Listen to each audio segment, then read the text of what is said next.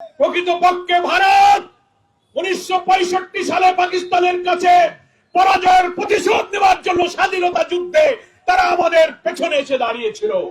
সেটা বিজয়ের এই দিনে তারা বাংলাদেশের মানুষের কাছে, মুক্তিযোদ্ধাদের কাছে পাকিস্তানকে আত্মসমর্পণ করতে দেয়নি।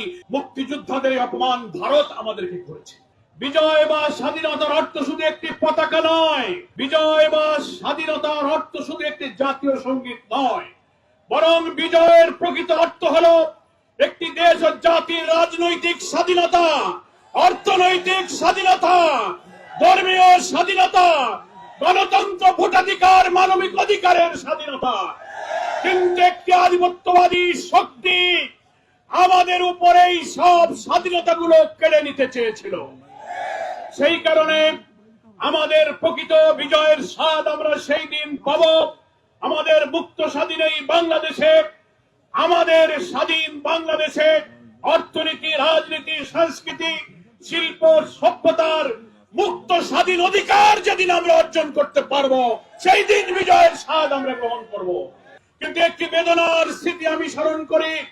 এই ঐতিহাসিক সোহরাওয়ার্দী উদ্যান হচ্ছে সেই ঐতিহাসিক স্মৃতি বিজড়িত উদ্যান যেখানে এই 16 ডিসেম্বর পাকিস্তানি সেনাবাহিনী ওই সোহরাওয়ার্দী উদ্যানে আত্মসমর্পণ করে তাদের অত্যাচার, নির্যাতনের স্বীকৃতি দিয়ে বাংলাদেশের মানুষের কাছে ভুলের স্বীকৃতি দিয়ে আত্মসমর্পণ করেছিল।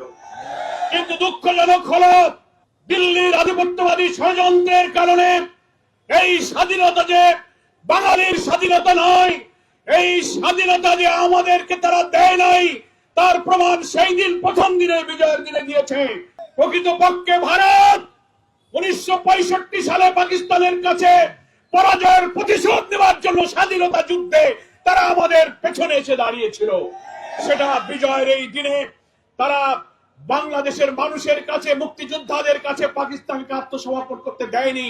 ইন্ডিয়ান এই ইস্টার্ন কমান্ডের প্রধান জগজিৎ সিং অরোরার কাছেই পাকিস্তানের আত্মসমর্পণ করতে হয়েছে। এই বিরাট প্রশ্ন আজকে বিজয়ের দিনে, স্বাধীনতার 54 বছর পর মুক্তিযোদ্ধাদের অপমান ভারত আমাদেরকে করেছে। তারা আরো অপমান করেছে। তারা বলে 16 ডিসেম্বর হচ্ছে ভারতের বিজয় দিবস। তারা ওখানে 16 ডিসেম্বরকে তারা বিজয় দিবস পালন করে।